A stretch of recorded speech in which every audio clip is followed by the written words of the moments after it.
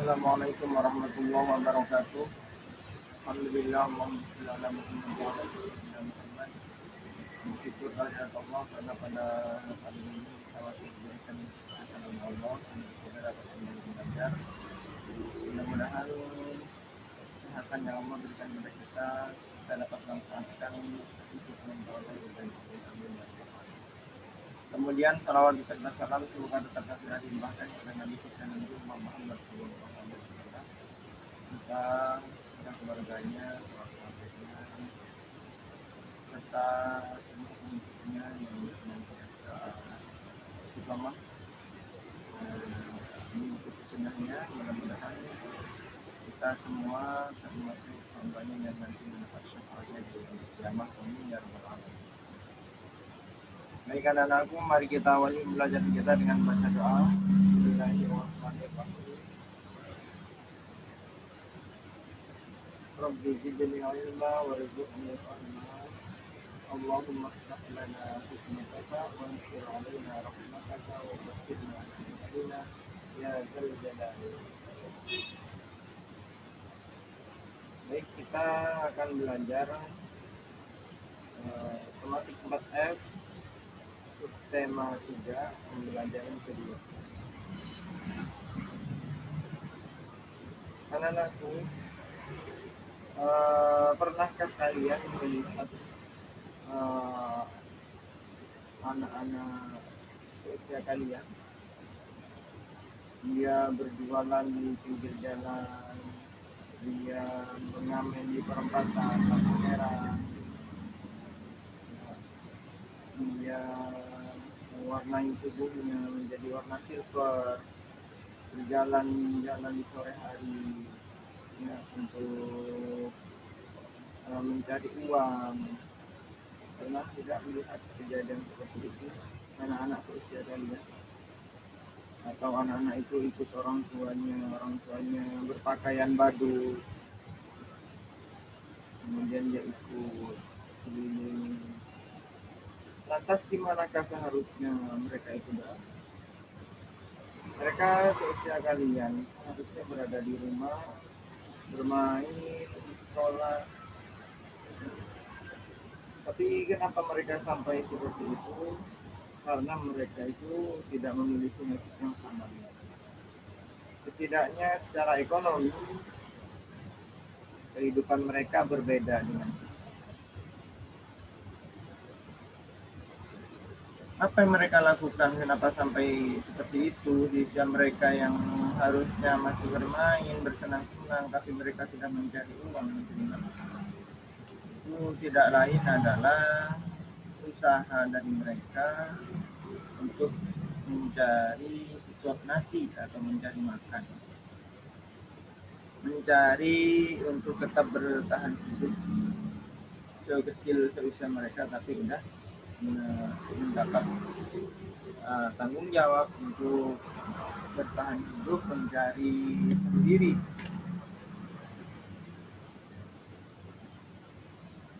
Nah, tapi jika ada kegigihan dan usaha yang sungguh-sungguh, ya tidak akan ada hal yang tidak mungkin di dunia ini. Meskipun nasib mereka tidak sama dengan kita, jika memang tidak jika memang ada usaha yang sungguh-sungguh, maka tidak ada yang mustahil di dunia ini. Seperti halnya kita lihat di layar, di sini ada kisah seorang sarjana ya, yang kesehariannya berjualan gorengan. Kisah ini berjudul Gelar Sarjanaku Berkat Gorengan. Asnawi, namanya Asnawi, biasa dipanggil Awi, mulai berjualan gorengan pada tahun 2006. Waktu itu dia harus menanggalkan keinginannya melanjutkan sekolah ke SMA. Setelah lulus SMP, dia harus ikut kedua orang tuanya merantau berjualan gorengan. Selama beberapa tahun itu pula, Awi berjualan gorengan, berpindah-pindah dan jauh dari kampung. Baru pada tahun 2009, Awi bisa melanjutkan SMA. Meski dari sisi usia sudah agak telat, namun hal itu tidak membuatnya patah semangat. Dia tetap bersyukur dan menjalaninya hingga lulus SMA. Menurutnya, pada tahun 2010 saat kenaikan kelas 11 SMA, ia dipercaya sekolah untuk mengikuti program pertukaran pelajar ke Yogyakarta. Dia mengikuti program pertukaran pelajar dan ditempatkan di SMKN 7 Yogyakarta. Dari sanalah Awi berkeinginan untuk bisa kuliah di Yogyakarta kelak. Awi mengaku ketika ingin melanjutkan sekolah yang lebih tinggi, ada beberapa tetangga yang meremehkan, menghina, bahkan mencacinya. Kenapa tetangganya sampai seperti itu? Karena melihat ekonomi Asnawi. Jadi tetangganya itu melihat orang dari luarnya saja, tidak menghargai usaha yang dimiliki oleh Asnawi. Maka kalau jadi tetangga jangan jadi yang seperti itu. Kemudian untuk menjalani kuliah dan berjualan, Awi mengatur waktunya dengan detail. Setiap hari ia harus bangun setidaknya pukul 04.00 WIB pagi. Dan setidaknya harus bangun jam 4 pagi. Kemudian melanjutkan sholat subuh. Setelah sholat subuh, ia ke pasar membeli bahan-bahan untuk jualan dan meracik bumbunya. Pada pukul 06.45 WIB, ia sudah harus menyelesaikan pekerjaannya dan menyiapkan dagangannya sebelum berangkat kuliah. Nah, pulang kuliahnya itu pukul 12.30, dia mulai membuat adonan, lalu menjajakannya dengan keliling kampung. Jadi itu udah keliling kampung, udah jualan gorengan tuh pulang kuliah. Awi menghabiskan waktu perjualan di sekitar kampus hingga pukul 18.00. Malam hari dilanjutkan untuk kuliah malam jika ada perkuliahan. Ya, siangnya jualan, malamnya kalau ada perkuliahan malam, dia kuliah malam. Bertahun-tahun lamanya Awi menjalani kehidupannya sebagai penjajah gorengan. Penjajah gorengan itu penjual gorengan keliling. Hingga kini ia telah berhasil meraih gelar sarjana ekonomi di Universitas Muhammadiyah Yogyakarta atau UMY Yogyakarta. Dan meraih IPK 3,39 lewat perjuangannya tersebut. Ya, jadi sudah lulus kuliah, dibiayai sendiri dia. Kemudian lulus, tidak hanya itu, lulus IPK-nya, IPK itu nilainya ya 3,39. Ini termasuk apa namanya, dalam nilai kuliah itu karena nilai maksimalnya itu 4. 3,39 itu nilai yang bagus. Saat ini ia ingin melanjutkan pendidikan hingga jenjang S2, bahkan ingin melanjutkan S2 di luar negeri. Tidak patah semangat. Nah, sekarang coba kita isi diagram berikut ini. Kalian boleh isi di buku tulis kalian ya. Apa cita-cita Asnawi?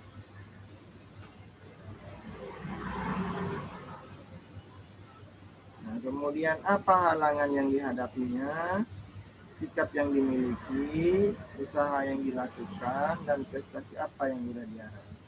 Nah, ini nanti pada saat pembelajaran online nanti akan Bapak tanya. Kalian boleh diisi dulu. Kemarin Bapak sudah jelaskan cara mengisi diagram ini. Nah, sekarang kalian praktekkan pada cerita Asnawi. Insya Allah nanti saat pembelajaran online kita akan ulas kembali ya.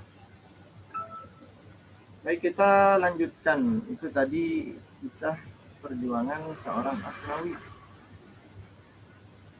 Selanjutnya, setelah ini ada puisi mengejar mimpi. Masih berkaitan dengan cerita Asnawi ya.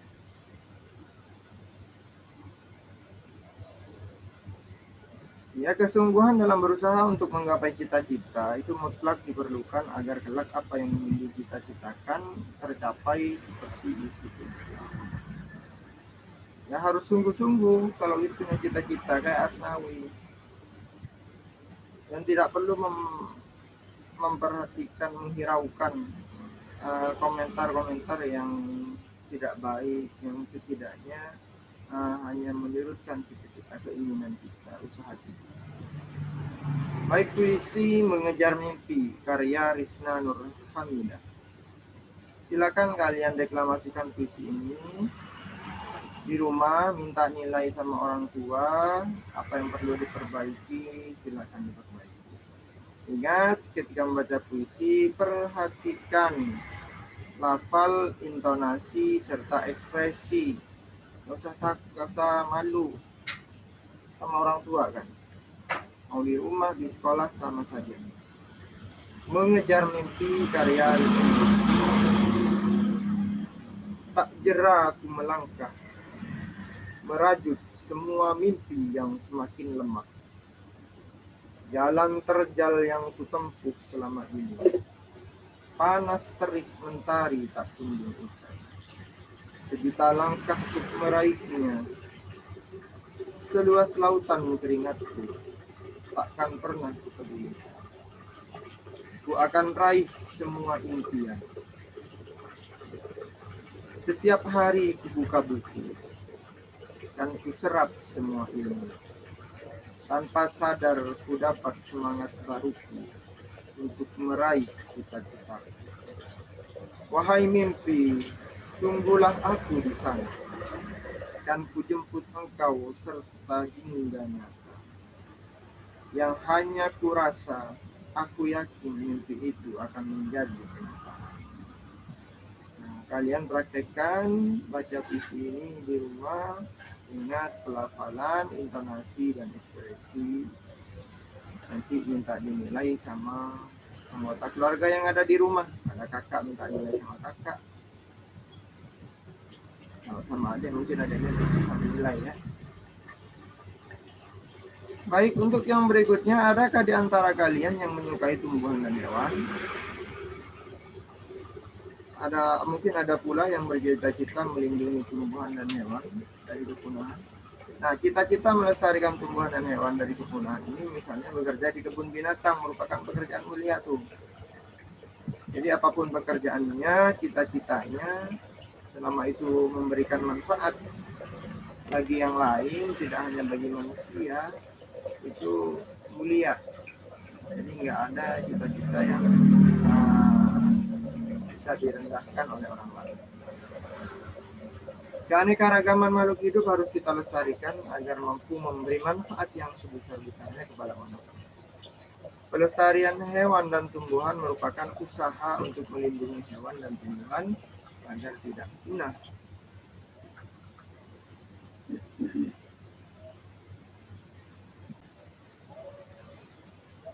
Jadi agar tidak punah. Pelestarian hewan dan tumbuhan secara garis besar dapat dilakukan dengan dua cara, yaitu pelestarian in situ dan ex situ. Apa itu pelestarian in situ dan ex situ? Pelestarian in situ adalah pelestarian yang dilakukan pada tempat asli hewan atau tumbuhan tersebut berada. Contoh, pelestarian in situ adalah cagar alam, suaka marga satwa, hutan lindung, dan taman nasional. Nah, ini kalian garis bawahi pengertiannya ya. Dari sini sampai ini kalian garis bawahi ini. Kemudian cagar alam itu apa? Cagar alam adalah daerah perlindungan bagi tumbuhan dan hewan yang sudah mulai langka. Kemudian suaka marga satwa, daerah yang melindungi hewan-hewan langka. Kemudian taman nasional adalah kawasan pelestarian alam yang mempunyai ekosistem asli yang digunakan untuk keperluan ilmu pengetahuan. Jadi itu bedanya cagar alam, suaka marga satwa, dan taman nasional. Kalau cagar alam itu perlindungan bagi tumbuhan dan hewan yang sudah mulai langka. Jadi hewan dan tumbuhan langka itu tempatnya disebut cagar alam. Kemudian Suaka Marga Satwa itu daerah yang melindungi hewan-hewan langka. Kalau Suaka Marga Satwa itu hanya khusus hewan-hewan langka. Ya, isinya hewan-hewan langka disebut Suaka Marga Satwa. Kalau Taman Nasional adalah kawasan pelestarian, jadi untuk melestarikan alam yang mempunyai ekosistem asli yang digunakan untuk keperluan ilmu pengetahuan. Jadi misalkan ada penelitian nanti bisa di Taman Nasional. Itu perbedaannya ya. Kemudian yang B, pelestarian. Pelestarian ex situ. Apa itu? Pelestarian ex situ adalah perlindungan hewan dan tumbuhan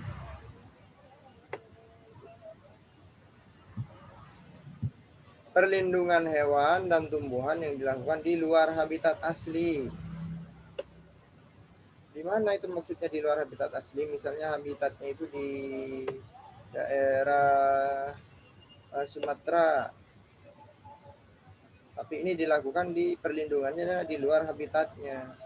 Tetapi kondisinya diupayakan sama dengan habitat aslinya. Nah ini, gimana Pak kalau di luar habitatnya nanti bukan malah hidup misalkan. Nah tapi kondisinya itu diupayakan sama dengan habitat itu. Di sini contoh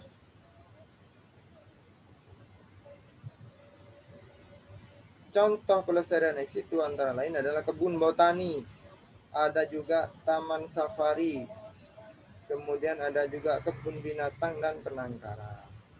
Apa itu kebun binatang? Apa perbedaannya? Kebun binatang ini adalah tempat objek penelitian atau objek wisata yang memiliki koleksi hewan dan tumbuhan yang langka ataupun tidak. Itu kebun binatang. Jadi objek wisata. Ada juga objek penelitian. Bisa juga buat penelitian, bisa juga buat wisata.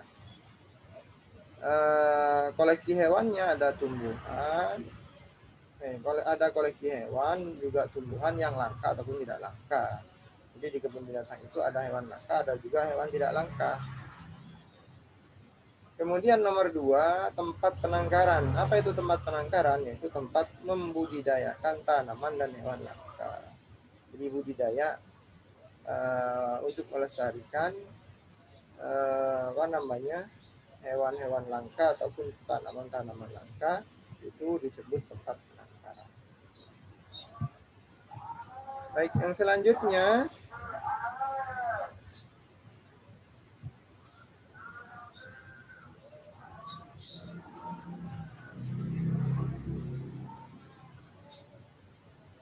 silahkan kalian bisa kerjakan di buku di buku PBT kalian ya. Dari Bapak untuk pembelajaran kali ini cukup. Jika ada yang kurang paham bisa nanti ditanyakan saat pembelajaran. Terima kasih. Bapak akhiri. Assalamualaikum warahmatullahi wabarakatuh.